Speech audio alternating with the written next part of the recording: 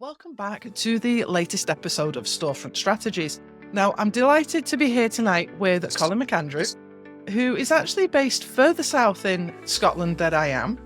And it's lovely to actually be speaking to somebody who is also in Scotland, because I'm up in Elgin. You're in Edinburgh, is that right? Yeah, that's correct, yeah. Brilliant. So, Colin, what I'd love for you to do first is tell the listeners a little bit about your business and about yourself. Hi Lee, well thanks for having me on. So my name's Colin McAndrew, as you said, based in Edinburgh. I am the owner of Medusa Hairdressing, which we have 6 salons around the city of Edinburgh. And we also have a training academy. We do seminars, we do education, so not just kind of everyday hairdressing. We do a little bit of everything in our industry. I think we're actually getting to that stage now that in order to thrive as a business, we do have to diversify into the different areas as well, though. Yeah, I mean, for us especially, because we train all of our team in-house, so it's like really sort of understanding after lockdowns that we had to really ramp that up and make it even more special and more bespoke and actually more fit for purpose for what we need. So that's why we have the academies. That's really interesting because we do something similar with IT Central, but at a much lower scale. That whenever we take somebody new on, we always take them on as an apprentice first, because we employ for mindset and for work ethic, and the rest of it we train, because you can't go to college and learn to be a technician. You can do computer skills, but you can't learn to do what we do day in, day out. So you're the first person I've spoken to that's actually got the same approach and on a much bigger scale than where we're at. Yeah, I mean, so for us, we're the exact same, Lee. For us, we would always hire on sort of personality. You know, we need people who can really understand to make clients feel amazing. Then we teach them the technical skills, you know, so we always employ on attitude. What inspired you to get going? And so I've always wanted to be a hairdresser, you know, since an early age. I was a secret wannabe hairdresser, became a hairdresser, and then joined the company that I now own. So I worked for Medusa for about 10 years, and then I was made a partner. At that time, we had 3 salons, and I was doing a lot of stuff, a lot of guest artist work and stuff for Wella. You know, I was kind of up and down to London a lot. And yeah, the existing partners just came to me one day and said, we think that there's a new energy, a new drive needed for the company. We think you're the person. Would you like to buy the company? So on day one, I bought 3 salons. That was 18 years ago. And, you know, we've had massive challenges in that 18 years. We've opened new salons, we've closed salons, team come, team go, team return. And then obviously, like everybody, we then had the massive challenge of closing down 4 years ago, and we're still suffering from that. I'm not going to lie. We were on quite a rapid expansion program before lockdown. So we are currently 6 salons. Our aim was to have about 10 by now. And lockdown and sort of change of patterns and change of people's work attitudes and work desires have sort of slowed that down for us. Did you have aspirations to be a business owner before that? Or was that really a bolt out of the blue? Yeah, I think it was always there. I've always had like a great drive to do something. Uneducated. I struggled at school. I'm severely dyslexic, but I've always loved communicating. I've always loved really sort of making people feel good about themselves. And I think hairdressing, I realized, was really a position that I could quite easily make my own business. And I was lucky that I was mentored by people who really sort of just showed me the right paths at the time and how to become sort of, you know, inverted commas, successful, you know. But for me, it was just natural. I've always been competitive. I've always wanted to be one of the best salons in the UK, if not the world. And that's what we really kind of strive for.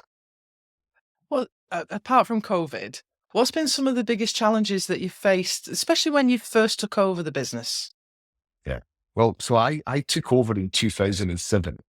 So, you know, literally done this massive deal to me, and the financial collapse of the world banking system happened. Um, so it was a really quick learning curve, just even dealing with bankers. I had literally the bank phoning me wanting to reorganize my loans. And I had to sort of explain that I've not done anything wrong and that they couldn't just do it.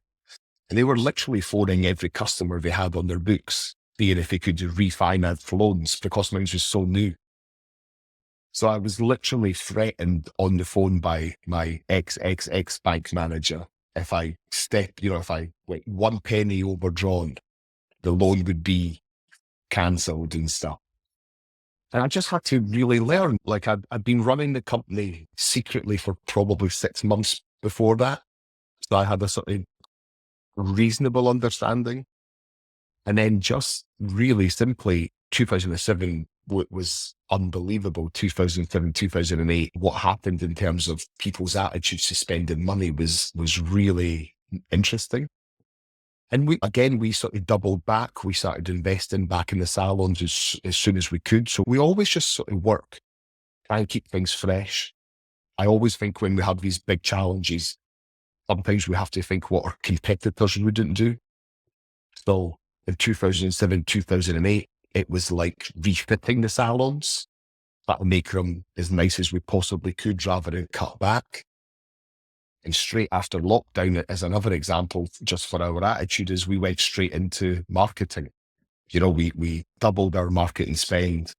We opened up new salons, we recruited. So we sort of buck the trend in terms of what people think they should be doing. So you have a tendency to grow through it rather than go through it. Do you know, that's a great little sentence, by the way. Yeah, exactly. You know, I think as a business owner, you can look at all of your costs and you can try and penny pinch and you can try and cut back. But actually, I mean, it's a worthwhile project and it's a worthwhile job that you do, but you can only cut so much back before it affects what you're actually trying to do. So for us, we've always sort of like, let's try and be a little bit brave. Let's kind of push through it. And let's also sort of shout positively when everybody else has been negative. Yeah, I like that idea of being positive when others are being negative. I tend to Yeah. find the business world is actually quite a negative place to be. And people get very stuck in their own lane. We've always done it this way. And the concept of something like collaboration, they can't get their heads round. Yeah. I mean, for me, I will never be stupid enough to think I know everything. I know many hairdressers probably look up to us and want to be like us, but I also then look up at other people and I want to learn off the best. I constantly, don't tell me a good idea because I'll steal it off you, but I'll repackage it. I'll remake it. I'll think that I love that. I'm going to use that. So I'm like a little magpie. Colin, I think we're kindred spirits. Yeah, great. So can you walk us through a typical day of running your business and what some of the unique Wow. aspects are of it being location-based? So for me, having multi-properties, it's a bigger challenge now to have that real personal contact with the team. That was something that I had to sort of understand that I have to relinquish part of that. So that's one of my challenges, just purely being multi-sites. Because when we were smaller, I genuinely felt like I had a deeper connection with the team. I'm friendly with all the team, but that's probably the hardest thing. It's harder to foster that real connection. So an average day in sort of challenges, well, I get up in the morning, I'll check the bank because I'm Scottish, so I need to make sure that there's always the cash flow coming in. And then I try and speak to Linda in the office, a couple of the partners, a couple of the managers, just see what's happening. There's no normal day. I only do clients 1 day a week. The rest of the time, I'm either working on Medusa or traveling for Wella. I'm a global ambassador for Wella. And then, yesterday I was with Wella all day, showing them the properties, introducing them to the team, and then also just planning the next 3 months of what we're trying to do as a business and what they have coming up to see if it kind of marries in. But yeah, just like even today, I've done different meetings. I've had meetings with our social media manager, meetings with my HR manager, so just constant. And then tonight, podcast with yourself. So we go through the figures. Even though we're hairdressers, we're very much on top of what we want to track in our KPIs. That sometimes surprises people when they join us because we look like a very fun, light, energetic company. And actually, we're really switched on to our sort of business bloodline. We need this, this, and this to happen to be able to do all the sexy stuff. How do you ensure that the customer service that you offer is really excellent, especially because you are that one step away from the salons now? Yeah, I knew you were going to ask that question, and I thought about giving you like a standard answer. And then I thought, no, I'm just going to be really truthful. I think when you're like us and you go on a sort of expansion model and, we are growing and stuff, I think you have to be comfortable with maybe relaxing certain standards, or I don't want to use any negativity on that, but just if I had one salon, it would run very differently to the 6 salons. But what we do is we work really hard to make sure that the standard in all 6 is really consistent. And we try and make it as personable as possible. Our real focus and sort of emphasis when we're speaking to the team is that we are like a really serious company. We're a multi-million pound business, but we don't take ourselves seriously. So I want to make sure that when every client comes in, they feel like it's a friendship, that it's a real sort of friendly salon.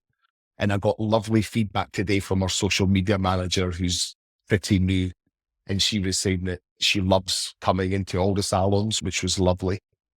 And for me, I think there's different levels of 5-star service. That's what we aim for. And I think there's what I would sort of call stuffy 5-star service, or there's really sort of nice, gentle, soft kind of 5-star service. And that's what I hope that we achieve. So it's a little bit more relaxed, but actually it's the same in every salon.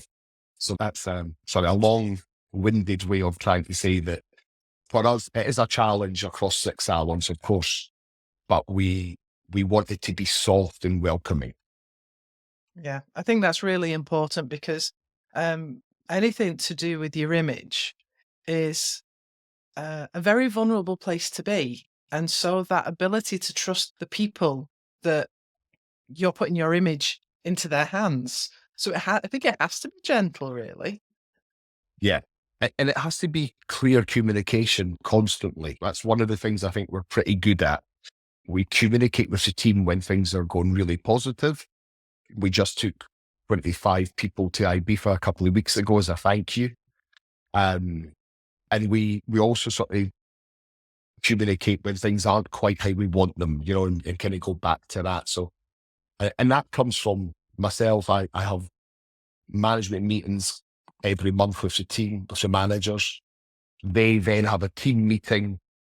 We then have like constant 1-minute meetings every day with the team. So we don't start the day without a meeting.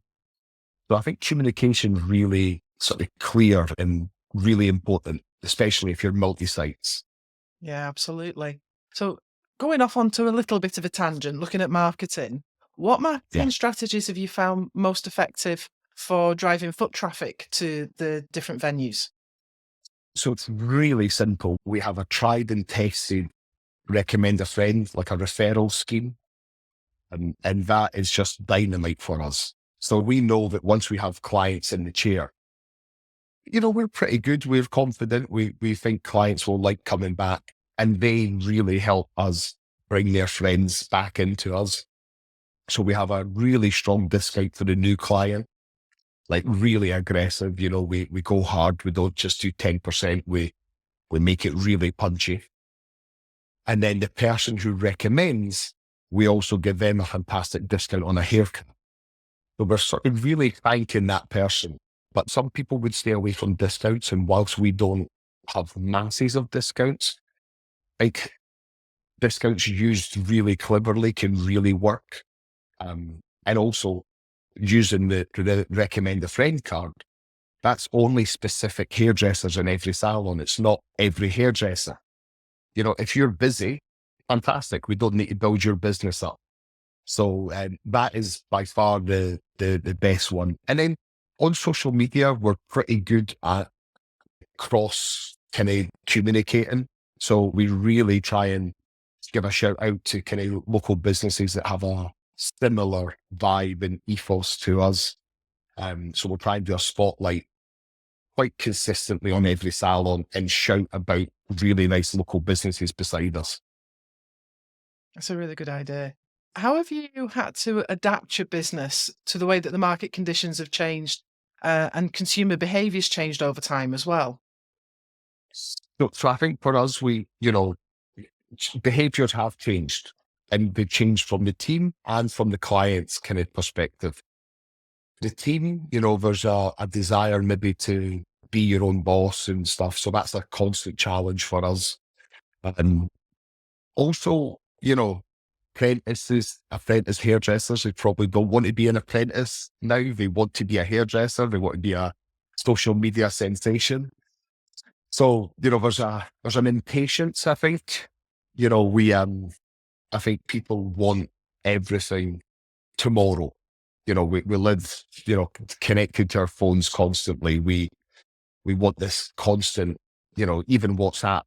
I've read your message. I feel a pressure to reply. So that's constant. And I think clients now have so much more options, and there's so many more ways of finding the hair salon of your choice. You've got social media, you've got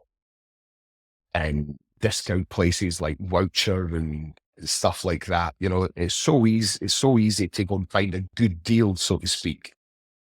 What we try and do is really make that experience personable, make it warm, make it as friendly as possible. And we really try and manage our clients in terms of, if there's any hairdressers who follow this or catch this, they want to become obsessed with rebooking so that we manage the length of that visit. Don't just allow someone to disappear and come back in 6 months' time, because you're not going to make any money. Like that is just impossible. We need to see clients regularly and on a consistent basis. Do you feel that this sort of influencer culture that we have now negatively impacts the expectation of people? I was speaking about this really recently, and I think it's quite interesting. I think influencers have sort of went out of fashion. Like there's your key celebrities, your Kardashians and stuff who, are on different level. But actually, I think this sort of influencer thing of just people getting services and products for good, but, just because they've got a big social media following, I think people are realizing that it's not authentic. For us, we would rather have the coolest little student who's got 1,000 people who we just really like for a vibe shouting about us. We'll get much more from that and we'll share it. So I do think I think in the past it was a real challenge. So it was the influencer and, back then the expectation of, well, that's not real. That salon's been closed all day and they've looked after that one person all day and stuff, But for us now, we definitely think it's much more about being authentic. I think it would look quite bad for us if we went and hired an influencer to come in and get our hair done, like it's just not going to be really true to what we do. And we would much rather find the aspiring singer, the artist, the clothes designer, somebody with that sort of talent and try and kind of help them. And in turn, they'll help us. You certainly come across as a really positive person, both as an individual and as a business owner. But in life and in business, things don't always go to plan. What's been some of the more difficult moments in your journey, and what did you learn from them? Yeah, I mean, I think it's, when you reach a certain stage in your life where you sort of go, well, this isn't as bad as the worst experience you've ever had. So you can start to sort of bring it down. I think I've always been quite good at that, being able to compare to really dark moments. This is just a cloudy day rather than the end of the world.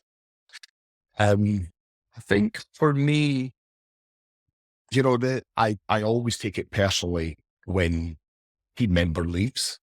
I always sort of think, could we have done more? Could we have done more? Like it's always a what if or could we have?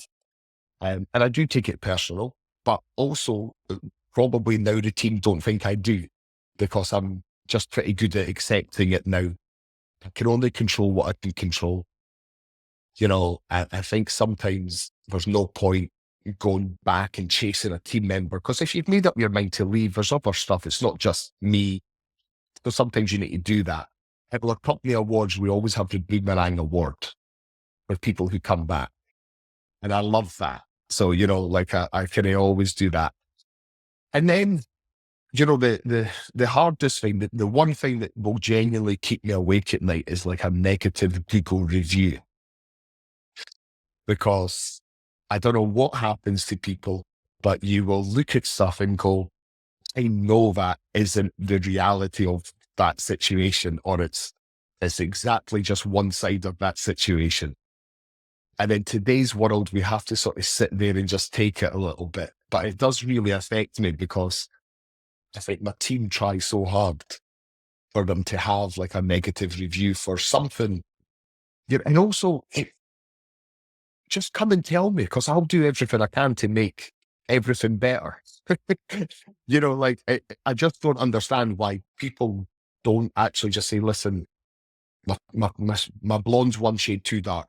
Okay, well, we can fix that really easily, but instead it's a 1-star review and it's, and it's just, and you think, but you've never told us, and also your lighting versus our lighting may look very, very different. So yeah, and I think Google has got a lot to answer for. I sometimes wish you could sort of review the person reviewing you, you know. But yeah, I think that's it. Again, that's just nature of the beast of being in business in 2024, that there's so many ways for people to sort of reach out to you. I still think the nicest and best way is picking up the phone and or coming in politely, and because we'll bend over backwards, because if we get that wrong, give us a 1-star review. Tell the world that we're rubbish. But when we just, communication's a hard thing, and not everybody's a great communicator. So for me, it's like, just come in and speak to us. We'll do our best. Don't you find, though, some people are just professional moaners and professional complainers? Yeah. Keyboard warriors, like I understand it's so much easier to just sit and type and do it rather than just, because people don't want the like any aggravation or, feel intimidated, but we're a bunch of hairdressers, and by the way, we don't get lots of negative reviews, but it just hurts me because we try hard, Yeah, I get it. I totally get it. So what's next? What's Yeah. the future for you and for Medusa? I think, we're sort of feel like we're coming out of a steady period and hopefully a more kind of positive sort of situation. I think looking around the salon teams, we've got a nice amount of hairdressers, a nice amount of young trainees coming through. So the future, touch wood, it looks positive right now. I don't see us opening up any new salons in the next year or two. I think with this sort of recruitment crisis and, some stuff that might happen in next month's budget or last month's, I don't know when this goes out. And, I think whenever that comes into play, that will have an impact, so we need to make sure that we're not overcommitted. I think for us, it's actually about really fine tuning all the stuff we're really good at and actually trying to add the good stuff, maybe 2, 3, 4% extra. I think sometimes people can look and try and create growth by adding new stuff, where actually if we just focus on what we're really good at, we might raise that 5, 10, 15%, which will have a big impact, be able to pay the team more, make more profit, reinvest. We've got a couple of salon refits coming up. So next year we're doing the TV at Place salon, the original salon. We're giving that a little fresh face, a wee makeover. And then in 26, we're doing the largest salon, but that's going to be everything. That's going to be a strip out and rebuild. So I'm thinking about that already. I'm kind of working on ideas and suppliers and stuff already for that. Sounds really exciting. What advice would you give to someone thinking about starting their own brick and mortar business? So I think it really depends on what you're going to offer. If you're going to open up a coffee shop that looks like a coffee shop in Sydney, Australia, because it's cool on TikTok, you better be really passionate about coffee to make sure that it's a success. It has to be right. I think in hairdressing, I would sort of really question right now of what's your end goal, because it's really difficult to do what I do of building teams. That is a model that is changing massively in my industry. So yeah, for I think it's like why you want to do it. And if you are doing it, I think nowadays, especially in hairdressing, gone are the days of having to be in the middle of the high street. Now I think there's much more acceptance of maybe having a destination salon. So it could be second floor of a warehouse in a sort of undesirable part of town. But I think if you get all your marketing right, it will still work, and it can still be high end. So I think that's one of the changes. And also, if you're opening up your own business, I don't care what anybody says, you do not know what's coming. People think that it's start at 9, finish at 5. Like, your life will become that business. And every failure you'll feel like so heavy on your shoulders. And the successes, you'll actually go past them pretty quick. That's one thing I've sort of learned over the years, is that you forget all the good stuff and the great stuff and the great times. And you really fill your head with, oh my God, this is a challenge. So yeah, if you're going to do it, be prepared, because it's an amazing thing if you can create a living and a lifestyle that is maybe better than what you can. Then it's fantastic. But for me, it's all consuming. I'm never all. So be prepared. Absolutely. What's the number one thing you wished you knew starting out that you know now? But your life would never be your own. Every relationship, there's another thing in the relationship. It just becomes all consuming. And this is a strange one, but I got warned about this the day I bought the company by somebody who I really respect in terms of business. And he said, don't be too generous. And I never understood what he meant. And then as I've understood that actually you can try and do, and it can be generous in time. I don't just mean financial and stuff. It can be, but if you give too much away, it will be very quickly forgotten just when the slightest thing doesn't suit someone. So be careful with what you give away and be prepared for a lot of sleepless nights. Oh, there's so much truth in that. That's brilliant. Thank you so much for taking the time to join me today. Where can our listeners find and follow you?